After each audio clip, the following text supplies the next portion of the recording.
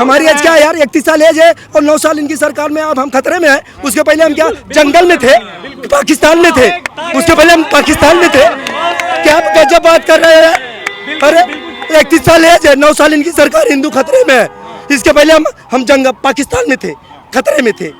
यार चूतिया बनाना बंद करो यार, ये आप लोग गलत, ये अफवाह बंद कर दो यार। बीजेपी के लोग कहते हैं, मुझे बीजेपी के लोग जबरदस्ती ना बोलवाइए, बीजेपी के लोग कुछ नहीं कहते। ये सब वो सब चूतिया बना रहे हैं, सब पब्लिक को, सब उल्लू अपना उल्लू सीधा कर रहे हैं, समझ लीजिए। भाग भाग के लोग बीजेपी ज्वाइन कर रहे हैं, आधा डर से ज्वाइन कर रहे हैं।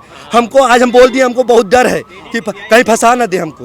हाँ हमको डर है यार, गरीब आदमी हूँ, हमको डर है, हमको डर है। हम यार 19 घंटा मेहनत करने वाले, कल के यही प्रयागराज में घूमते रहेंगे, कहीं भी रोक लेंगे। हाँ अरे यार मिला लीजिए हमारा टाइम उनका टाइम, मिला लीजिए। 3 घंटा सोता हूँ, 2 से 5 सोता हूँ बस। अरे यार जेल भेज सकते हैं, जेल भेज देंगे।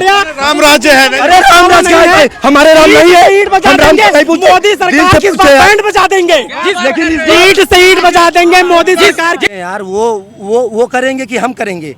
प्रधानमंत्री का उनका काम है ना। हम लोग क्या कर रहे हैं यार? नौकरी मिल रही है, कितने भूखे मर रहे हैं, कितने घर की लाइट नहीं है, कितने घर क्या हो रहा है। वो अपने मंत्रियों को बोलेंगे, उनके मंत्रियाँ बोलेंगे, उनके मंत्रियों को बोलेंगे। मतलब एक सिस्टम बना है ना यार भाई साहब। ये तो वो वहाँ से हरी झंडी दिखाएंगे तब ना वो चीज़ होगा।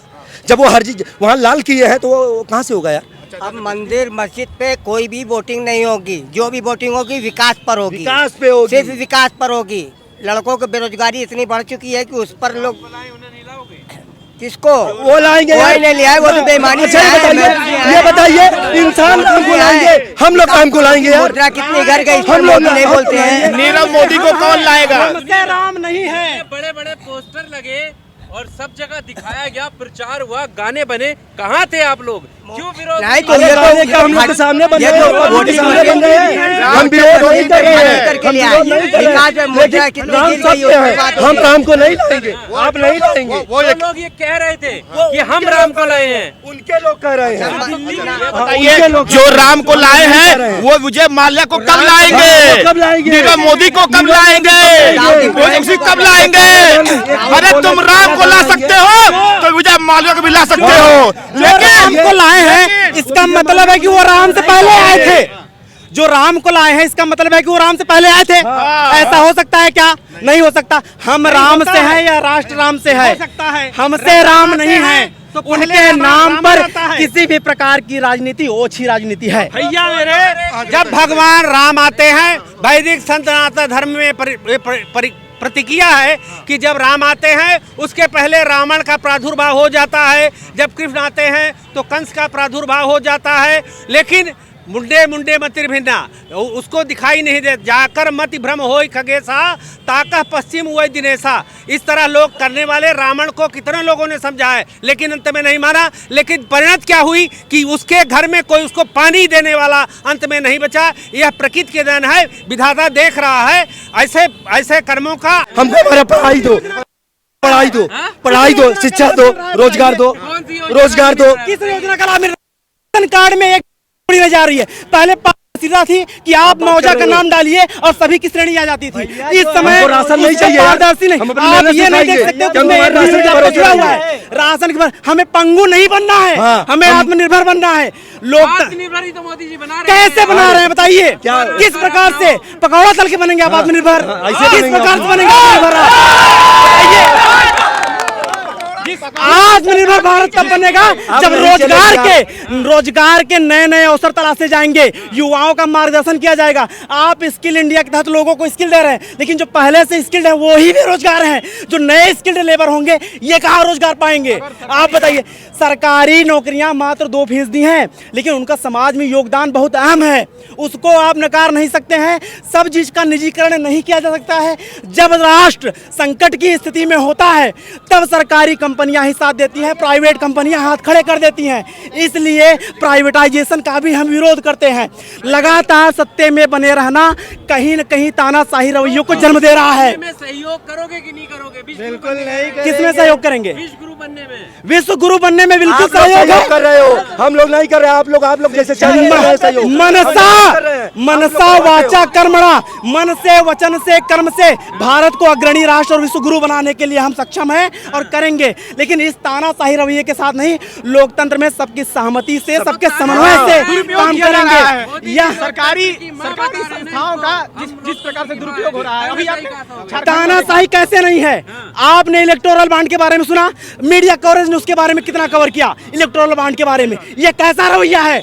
ये मीडिया की भी पंगुता को दिखाता है। जो लोकतंत्र का चौथा स्तंभ माना जाता है, आज वो भी पंगु हो गया, कहीं न कहीं बिकाऊ हो गया है। इस कारण से ये न्यूज पूरे भारत में राष्ट्रव्यापी तरीके से चलनी चाहिए थी, लेकिन नहीं चलाई गई। क्यों? न्याय यात्रा चल रही है, कितना मीडिया कवरेज मिल रहा है? अब बताइए भाइयों, कितने न्यूज चैनल पे आप देख रहे हैं? कोई देख रहा है? क्यों नहीं कवरेज दिया जा रहा है? क्योंकि मीडिया पेड प्रमोशन कर रही है केवल। बस अगर मंदिर में बैठ गए तो सब कवरेज करेंगे। सरकार में आते हैं तो पुलवामा के हत्यारे नरेंद्र मोदी कहलाएंगे। ये सत्यपाल मलिक ने बयान दिया है, हमारा देश को तोड़ने का, भूलने का काम कर रहे हैं। अरे राम के नाम लेने से देश नहीं चलेगा, तो संविधान चलेगा, संविधान से देश चलेगा।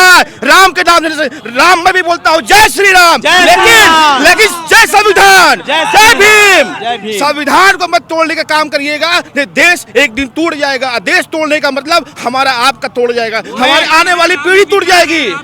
मैं एक राम कैसे विधान है? आप मीडिया वाले हो कि राम को विधान बता रहे हैं। राम हमारे, मैं आपसे मोदी जी कौन होते हैं? अभी हमें आप दे दीजिए मीडिया और क्या कहते हैं ईडी सीबीआई, मोदी को जेल में भेज देंगे। मोदी को जेल में जाना चाहिए। और तड़ीपार कौन होता है? तड़ीपार राष्ट्रद्रोही है, देशद्रोही है तड़ीपार। आज वो देश पे राज कर रहा है, किसानों पर अत्याचार कर रहा है। ये देश सह रहा है, देश सहन कर रहा है और मीडिया इसको नहीं दिखा रही है। हम राम राष्ट्र की बात करते हैं, हम राम राष्ट्र की बात करते हैं। राम का मतलब मनसा वाचा कर्मणा, इन तीनों चीजों से जो व्यक्ति एकनिष्ठ होगा वही राम कहलाएगा। उसी के अंदर मर्यादा रहेगी, वही मर्यादा पुरुषोत्तम श्री राम कहलाएगा। इसमें कोई संशय नहीं है। लेकिन मनसा वाचा कर्मणा, आप जय श्री राम के नाले लगा रहे हैं, हम भी लगाएंगे, कोई आपत्ति नहीं है। हम भी हिंदू हैं, सनातनी हैं। लेकिन मनसा वाचा कर्मणा अगर जब एक की बात आती है, तो आप जो जो वचन देते हैं जनताओं के बीच में, क्या आप उसे कर्म में दिखाते हैं? उसे आप जनता के पटल पर होते हुए दिखाई देता है? कोई चीज यहाँ पर इम्प्लीमेंट हो रही है? नहीं हो रही है। अच्छा, एक चीज सत्यनिष्ठ व्यक्तित्व का आज तक मात्र एक विश्व में पूरे उदाहरण है, वो है मात्र महात्मा गांधी जी।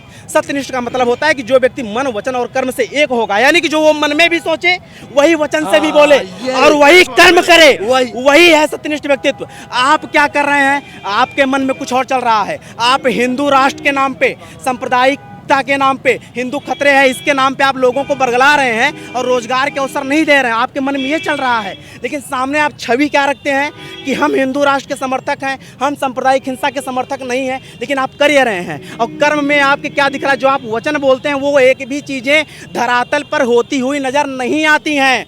इसलिए आप एक सत्यनिष्ठ व्यक्तित्व नहीं है। ऐसे ही एक था ओसामा बिन लादेन। मनसा वाचा कर्म था, क्या वो हो जाएगा? क्या उससे सत्यनिष्ठ व्यक्तित्व नहीं होगा? वो जो मन में सोचता था वही उसके वचन थे, वही वो कर्म करता था। लेकिन गांधी जी भी तो उसी रास्ते पर थे। ऐसा नहीं है, क्योंकि उसके जो विचार थे वो नरसंहार के थे और गांधी जी के जो थे वो सृजनात्मक थे। इसलिए दोनों में अंतर है। तो यहाँ पर भी नरसंहार की एक रूपरेखा रची जा रही है। आने वाले समय में ये नरसंहार का बहुत बड़ा कारण होगा। पूरे राष्ट्र में पूरा ये विश्व देखेगा, विश्व के पटल पर। अब भारत में हिंसा चरम पे होगी, भारत गृह युद्ध की स्थिति में खड़ा होगा। क्यों होगा? क्योंकि आप बंटवारा कर रहे हैं धर्म संप्रदाय के नाम पर के। धर्म का मतलब भारत राष्ट्र में धर्म धृत शब्द से निकला है संस्कृत भाषा के। धृ का मतलब धारण करना। धारण करना किसको? अपने कर्तव्यों को धारण करना। जो व्यक्ति अपने कर्तव्यों को धारण करता है वही धर्म का व्यक्ति है। बस इतनी सी बात है। लेकिन यहाँ पर हिंदू, मुस्लिम, सिख, ईसाई के नाम पर लोगों को आपस में बांटना बिल्कुल भी न्यायोचित नहीं है। अच्छा, आप जो कह रहे हैं कि नरसंहार होगा यहाँ पे, लेकिन आप जैसे नौजवान भी तो हैं जो उम्मीद की किरण हैं, एक लोगों के सामने खड़े हैं कि नहीं, आज आपके सामने निडर होकर खड़े हैं। चाहे जो कार्यवाही हो हमारे साथ, हम उसको झेलने के लिए तैयार हैं।